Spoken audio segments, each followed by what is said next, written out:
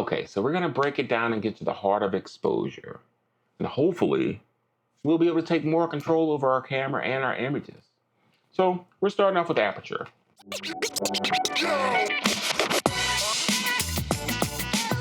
Alrighty, so we're gonna be talking about exposure. It's the cornerstone of photography, right? Aperture, ISO, shutter speed, the holy trinity. We're gonna be talking about how each one of those things is interconnected when it comes to exposure. And I got some hands-on demonstration on how a little bit of a tweak here or there can adjust the overall outcome of your image. It's nuanced, it's subtle, but we're gonna see how it affects, and you'll know when to use what, when, and where. You probably heard people in the comment sections on your favorite blogs screaming, you gotta get off of auto, you gotta shoot manual to be a real photographer. Well, that's not true, but if you wanna learn how to do it, we're gonna talk about it. We're gonna guide you through it. We're gonna take you step by step, and we're gonna start off with aperture. All right. Define aperture. Whoa, okay. So if you type that into the G-word search engine, we all know what it is. They're not paying me, so I'm not saying their name, even though this video is hosted on their site. A rebel I am, and a rebel I shall be for life. All right. If you type that into Google, the first thing that comes back is this: aperture, an opening, a hole, or a gap. Now, I guess the sad thing is that we rarely grow up. We get older, but we don't grow up. So I find that funny and dirty, Google. But it also says that it's a space through which light can pass through, right? So the aperture is directly related to the lens of the camera. And you can think of the lens of the camera like an eye, like the eye of the camera. And the wider the eye, iris, aperture, the more light that comes in. Inversely, the smaller the aperture, the less light comes in. And depending on how open or closed we have the eye, the iris, just like your pupil in your eye, it's gonna affect how our photos come out. So we're gonna start off with aperture, like I said. Let's dive in, see some practical examples, and talk about it.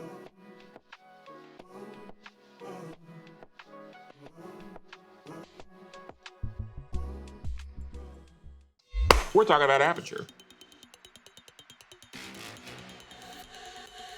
And indeed, we're about to F it up. What do I mean by that? I've been sitting on that dumb joke for about 7 days in preparation of making this video. F'ing it up, AKA f-stops. That is how aperture is measured, right? Aperture is gonna do a couple of things really well. First thing it's gonna do, it's gonna control how much light comes into the camera and into the sensor or film or whatever you use, right? So if you got the aperture wide open, you hear a lot of photographers shoot, man, I shoot wide open. One of my friends, he's always, man, I shoot wide open. And you know what? He shoots wide open all the time.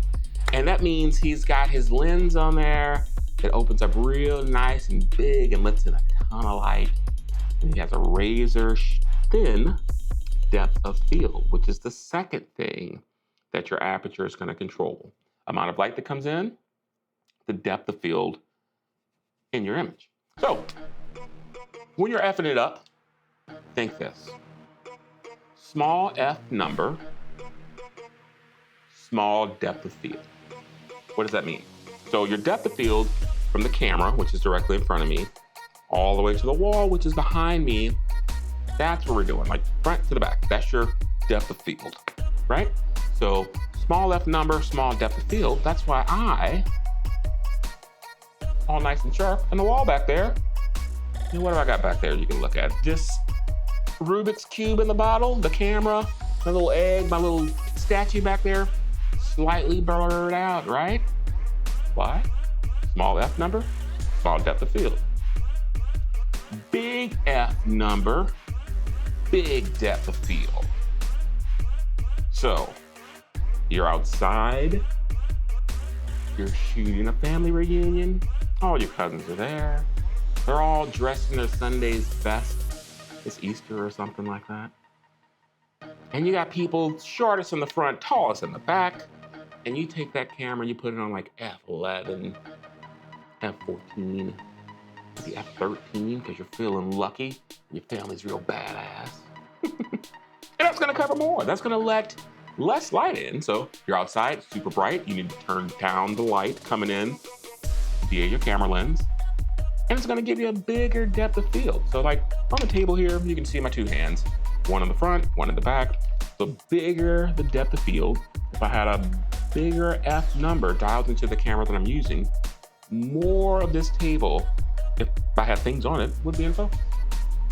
And now that I'm shooting at a small F number, I'm a smaller depth of field, right? So that's me in focus, stuff behind me, out of focus. It's as simple as that, right? So why does this matter to you? Well, I'm gonna tell you. But first, I'm gonna give you a tip. Before you go any further, hit pause, turn it off, give up. No, don't give up, I'm just being silly. Take your camera, go around your house, put that camera on auto, right? I've said it before and I said it again. Well, I can't say it, said it before and said it again. I've said it before and I will say it again. Auto teaches you a lot about your camera that you probably would not know, right? So you've got your camera, you turn your dial to the A, auto, whatever. You go around and you take a few shots. Take 10 shots. Take a shot of something up close. Take a shot of something far away.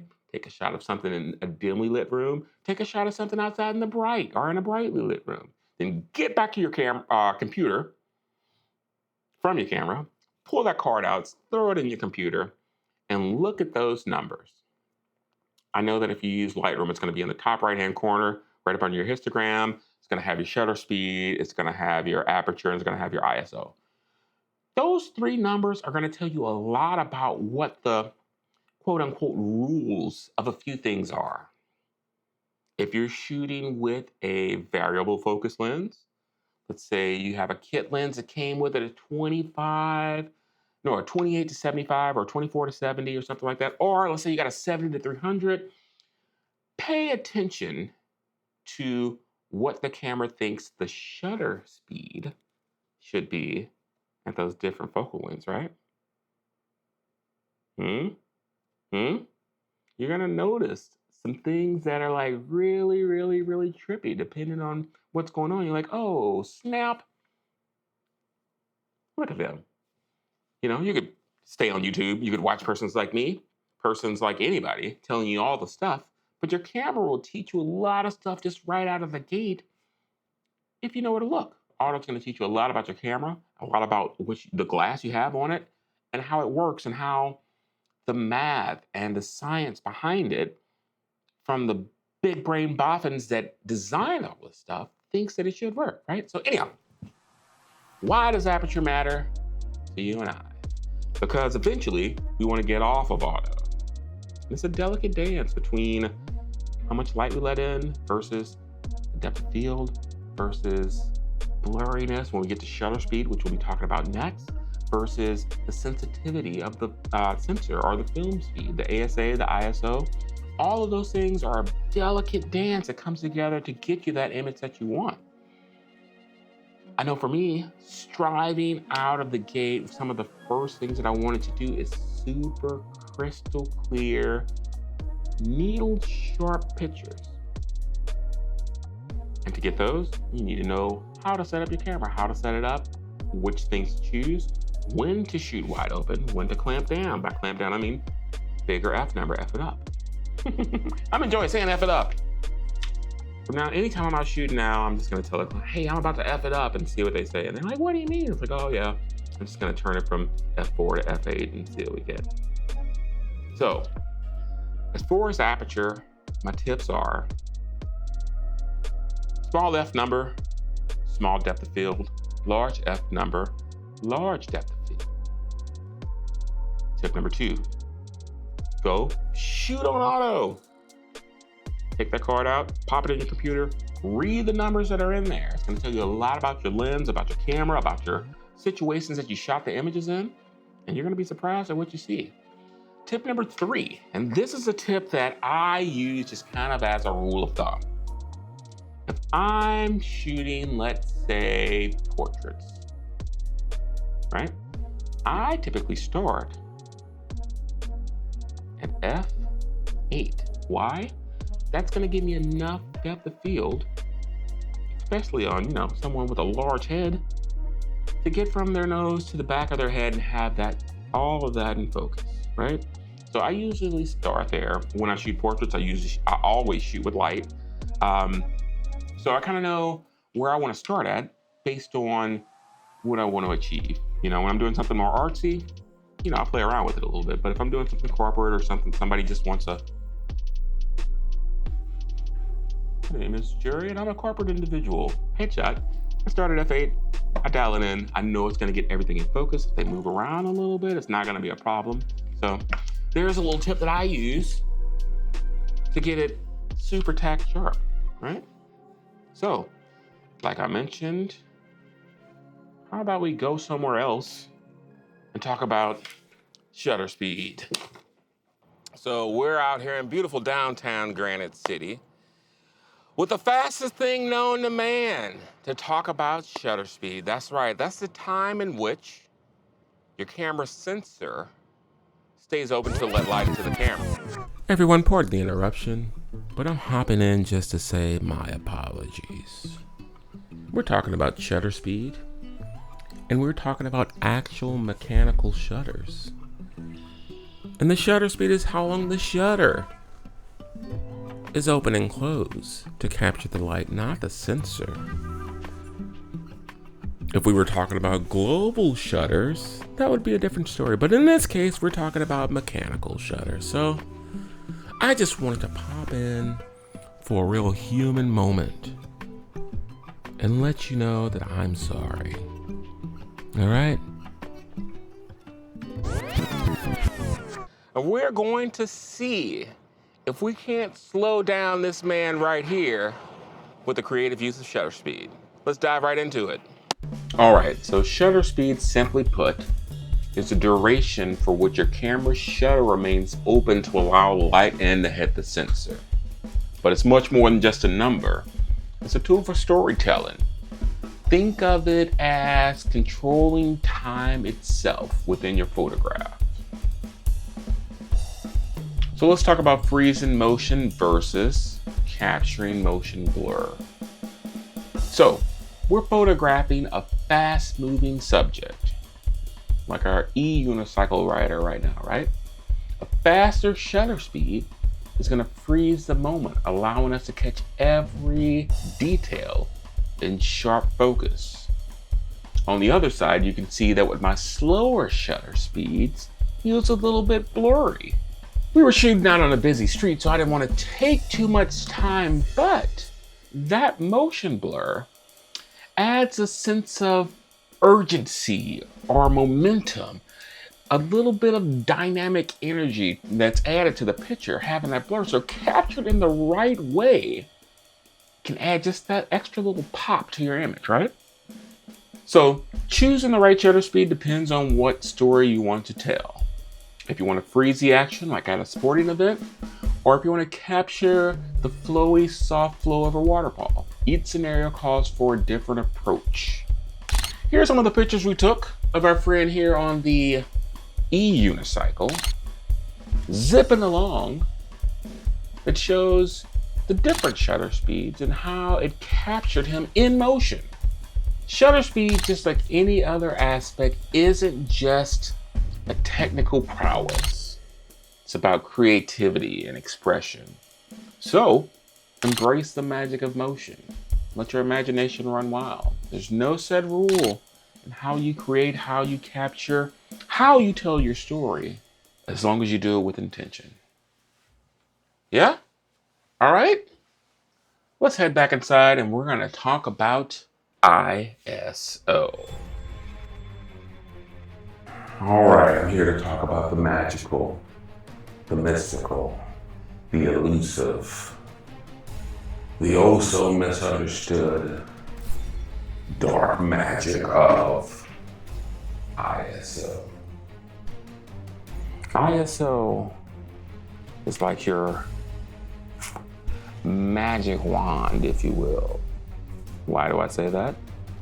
Well, back in the early days, when it was called film speed, because it was an actual physical piece of film, you couldn't adjust it. You'd be at the mercy of your film speed, your shutter speed, and your aperture.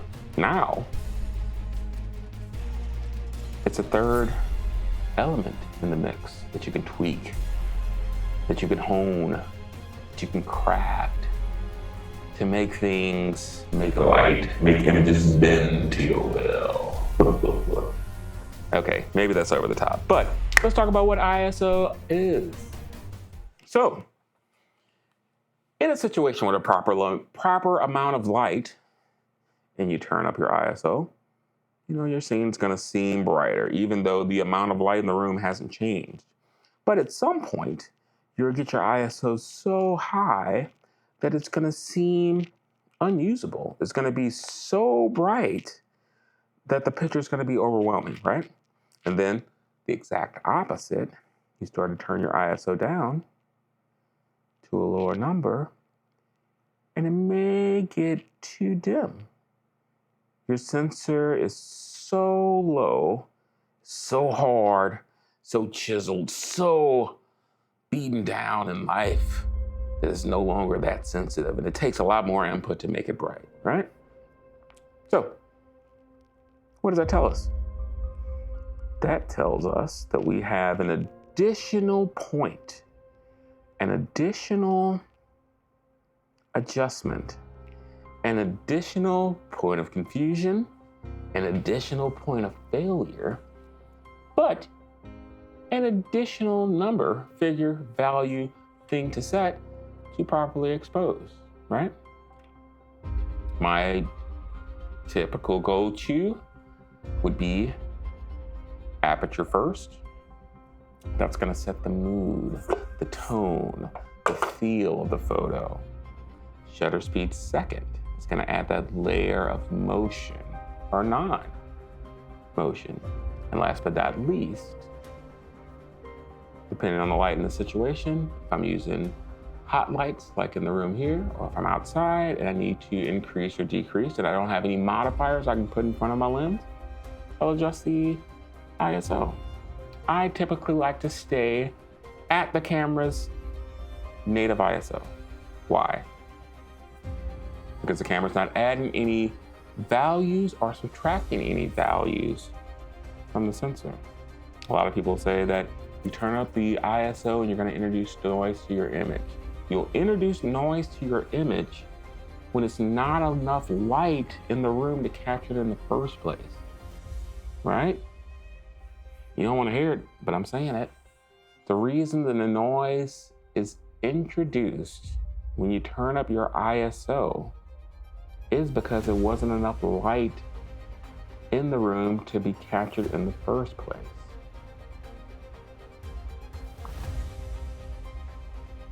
The ISO isn't a magical fix-all. It's not a replacement for light. It's not a replacement for anything else. It just turns up the sensitivity. So it can help you in a dimly lit situation, but it's not gonna take a super dark room and turn it into, midday out in the park, birds chirping or whatever. If you're in a dungeon covering a, some type of party or something, if it's dim down there, it's dim down there. And don't try to push your camera to make up the difference, because you're gonna come out with an image that you're not gonna like. Unless that's what you're going for. Unless you want it to have a really grainy, really gnarled up texture of an image, then yeah, go for it, whatever, push it hard. But knowing what you're doing will let you make those creative decisions when you need to make them, right? So ISO probably has a lot more to cover. It's a lot more technical things for it. This is probably my 15th time today trying to explain it in a way that wasn't too technical, too hoity-toity, using too much jargon. And hopefully it makes sense. You know, think of it as adding a little bit of extra sauce. You know, it's a point that you couldn't control in historic terms. Like, you'd get a roll of film, you pop it in the camera, and it would be what it would be. It would be whatever speed it was, and you couldn't ever change that. I mean, you could do some tricks with it that people would find out later on. But to the layman, to the person that didn't know those tricks, you know, you put that film in there, and you're like, okay, I'll turn my dial to whatever the film speed says, and I'm gonna shoot, and the only thing I can change is my shutter speed or aperture. Now, being able to change your sensitivity to the light coming in opens up a whole new world for exposure. So, let's look at some images. I have the details below, letting you know whether we're adjusting aperture, whether we're adjusting shutter speed, whether we're adjusting the ISO to get the image, to tweak the image, to make it feel, look, seem a certain way. And we'll check back in and see what we found. All right, let's go.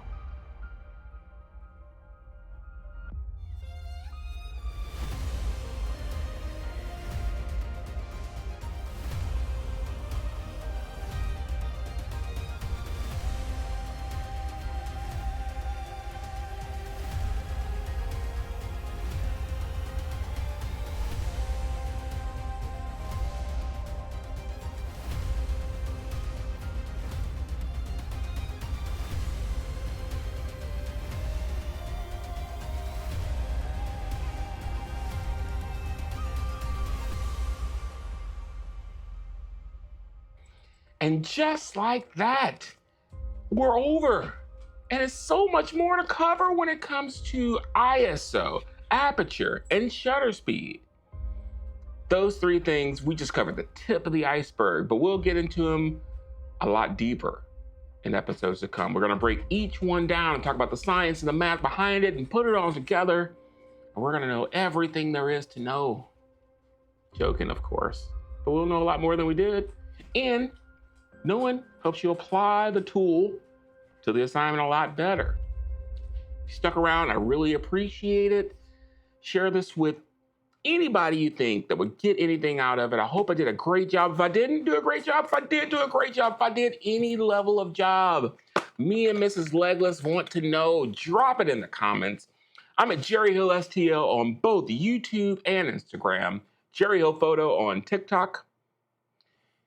You can find me if you want to collaborate, book, photo work, video work, all of that fun stuff, anything with a camera. You can find me at jerryhillphotography.com. I look forward to reaching out and talking with you, meeting you, and exploring photography together. We'll talk soon. This has been Jerry with Capture Craft. Hope you had a good time. Thanks.